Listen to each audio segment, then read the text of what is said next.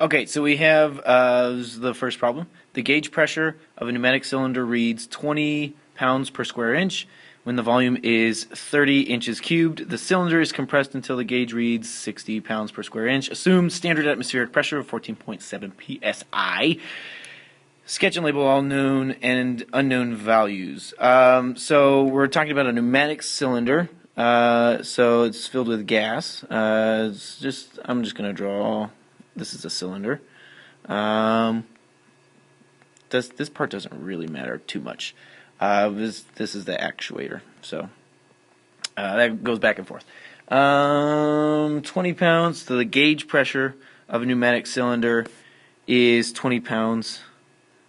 It'll be per inches squared. And when the volume is when the volume is 30 inches cubed, and I guess the volume changes, right? The cylinder is compressed until the gauge reads this. Understand atmospheric pressure. If you're compressing it, I suppose you do, right? So pressure. That's P1, right? And then V1. Oh, I know what formula we're going to be using. And then so we have. We know the atmospheric pressure is really compressed pressure P2. That's got to be 60 pounds per square inch. Okay. So standard atmospheric pressure. I don't really know why. I mean, these are gauge pressures. They're saying that the standard atmospheric pressure is 14.7 psi. This and this are both gauge pressures. That's something that's important. So whenever we do our calculations, we need to get absolute pressure, which is the gauge pressure plus the 14.7 psi plus the atmospheric pressure. Okay, so then it says, what is the absolute pressure before and after the cylinder gas is compressed? So, and it gives you two boxes for that. So that's just absolute equals, I'm looking at the board right now, gauge pressure plus atmospheric pressure. So gauge plus atmospheric. So the absolute pressure is equal to the gauge pressure, 20 psi, times, adding plus 14.7. So then I get 34.7 psi. And then the same thing there. So this equals, after it's compressed, that's 60 psi. So 60 plus 14.7. This is simple. And we get 74 point, wait a minute. Yeah, 0.7 psi. Okay, cool. Moving on to number 3. It says, what is the volume in the cylinder after the gas is compressed? This is which law are we using? This is the P and the V one. That's Boyle's law. Now we have absolute pressure, so that would be P1 times V1 equals P2 times V2. So yeah, let's do it. We got what we have. We're compressing whatever we're compressing the gas within this cylinder, so the volume is going to change. The pressure and the volume are changing. I guess it doesn't mention anything about temperature, but I'm just going to assume that it's constant.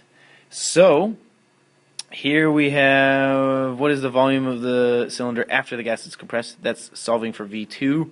So V2 equals, if I divide both sides by P2, P1 times V1 divided by P2, which is remember, it's absolute pressures, so you got to be using absolute pressures. P1 was 34.7.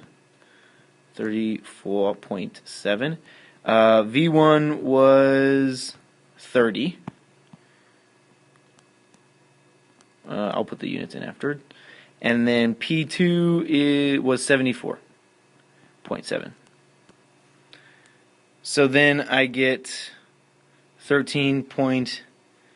I'm going to round to 3 decimal places. 936. And this is volume, so it's got to be inches cubed. And there we go.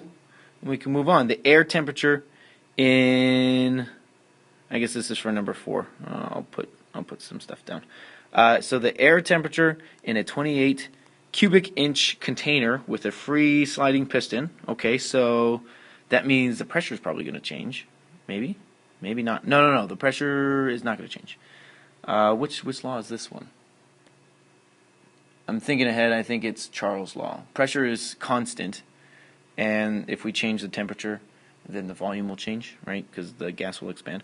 So air temperature in blah blah blah blah with a free sliding is initially measured at 45 degrees Fahrenheit. Oh, we've got to change it to Rankins. Probably, definitely. The temperature is raised to 200 degrees Fahrenheit. What is the new volume of the container? So I'll put something up for number 4. So it's a free sliding piston. So I'm just gonna make it like the notes. This there that can move up and down freely. And air temperature in a 28. So this is 28 inches cubed. Right now, V1 is 28 cubic inches. V2, I think, is what we're looking for. T1 is 45 degrees Fahrenheit. Yes, 45 degrees Fahrenheit. We have to convert that. And T2 is 200 degrees Fahrenheit. We have to add 460 to get the absolute temperatures. So, what are the absolute temperature reading? It tells us what to do. Initially and after the temperature has been raised. So I'll just do that. It's adding 460. So the equation is there. So that means I'm doing 45 plus 460. That's 505 degrees Rankine. And then same formula. I'm just doing 200 plus 460, and that's 660 degrees Rankine. Well, that was easy. Moving on to number 6, that'll be in video part 2.